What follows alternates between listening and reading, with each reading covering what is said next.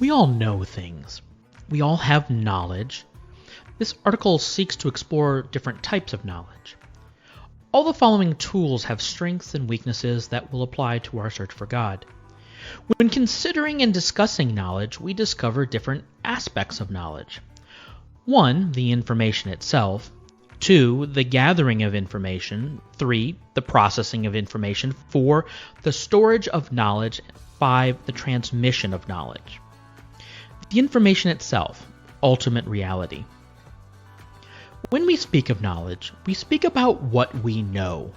However, we also understand that there's vast amount of knowledge and information in the world that we will never know. I will never know about the composition of a dust particle on a planet in another galaxy. Indeed, I will probably never know about an indigenous person in the Amazon jungle. I don't even know at this moment what my blood potassium level is, or what the concentration of my brain chemicals are to help me write this article. Yet all of these things have a truth, a reality, an embedded information that can be transformed into knowledge.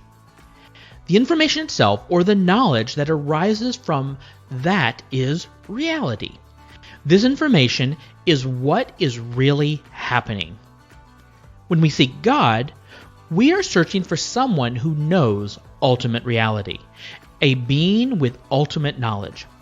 A being such as this either exists everywhere or exists outside of time. So could this being go to and exist in any moment in history? Our task is to gather the information and data available to us, to come to some important conclusions about reality, about what is really true.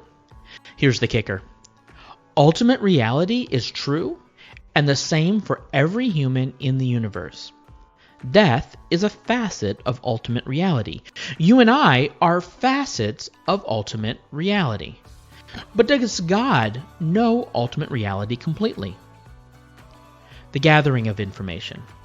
From the moment we perceive, whenever that moment begins, we are a biological machine designed to gather information, store it, and process it.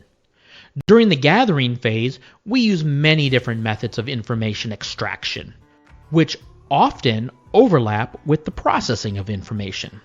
We don't simply record our senses, what we see, what we hear, what we smell, touch, or taste. That is a video camera or a thermometer or an audio recorder. We understand that our senses gather information, but our senses are tied to emotions, thoughts, and bodily reactions. So when my 1-year-old child tasted chocolate cake for the first time, a smile crossed his face, his eyes opened wide, and then he plunged his whole head down onto that plate, trying to engulf himself in the chocolate cake. Words fail to describe the hilarious scene. This is the difficulty when we speak of knowledge. Knowledge of gathering and processing information is closely tied to our physical and emotional responses. We gather information in numerous ways. 1. By reason and logic. 2. By mathematical proof. 3. By having a divine illumination or revelation from a divine agency. 4. By the scientific method. 5. By listening to the testimony of witnesses. 6. By dialogical inquiry, conversation.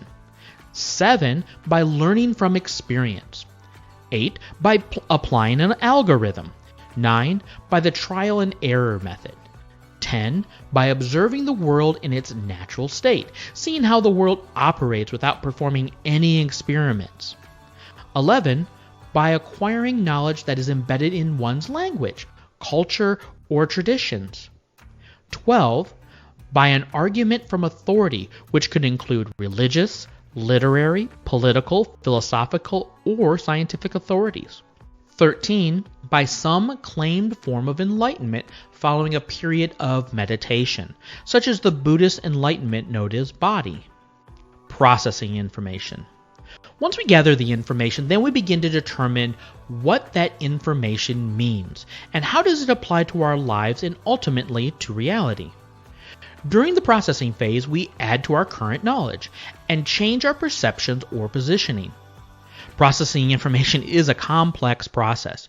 We place different levels of importance on what we hear and what we perceive. We then filter that information through our intellect, current knowledge, and emotions. For example, someone sees a red flower, observing the world, and somebody comes by and says, "That is a rose." Testimony from witnesses, argument from authority. The red color might bring to mind one's favorite red tricycle from childhood and how much joy it brought, emotion, which results in a smile. Now the person cherishes the red rose. With just that simple exchange, new knowledge and emotions developed. How will the color red impact your future? Have you ever seen Orson Welles in Citizen Kane? If I say rosebud, what do you remember? What emotions does that word invoke? For some, nothing. They have never experienced and have no information about that movie.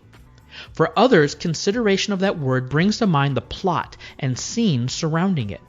For still others, the word rosebud brings emotions of lost innocence and a simpler time. On and on we go, from Shakespeare to Harry Potter, from a rose to molecular biology, from atheism to God. Every word and every image has associated tags and categories of your own personal knowledge, interpretation, and emotions that intersect with other humans in this reality that we share. Though we may process differently and possess varying emotions, ultimate reality is the same for everyone. Science, history, and communication possess a common characteristic: external reality. Storage of knowledge. Science is the attempt to understand and document physical external reality. History is an attempt to document societal actions and reactions in the past.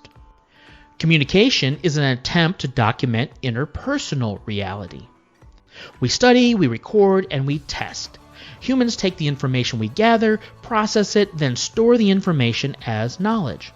For science, we attempt to strip all emotion and bias from our gathering and processing stage. For history, some want just the facts of what happened, but others want to know why it happened. So when they store information, they might interpret the data through an emotional lens to provide a context of what happened. For interpersonal communication, there is what is said and what the parties think or feel is said.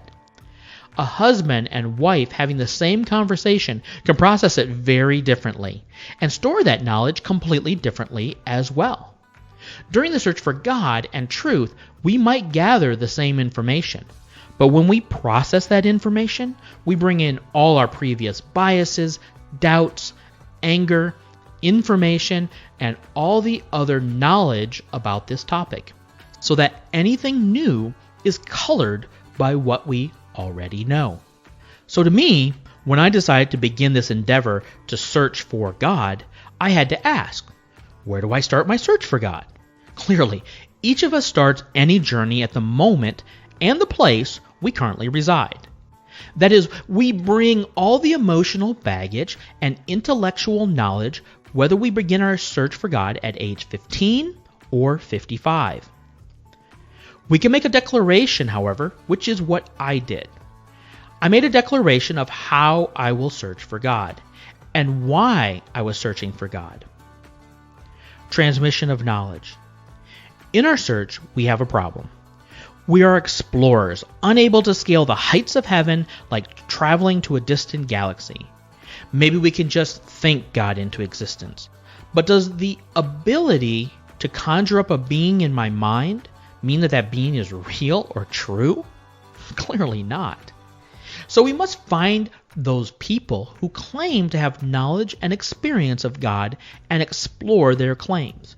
We must find instances where people claim God spoke to them.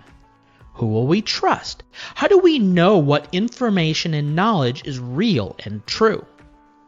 That is what I hope to accomplish in the next few articles. What is the crucial concept?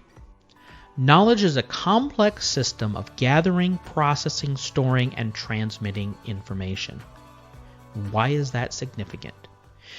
In our search for ultimate reality, we need to understand ourselves as much as what and who is around us.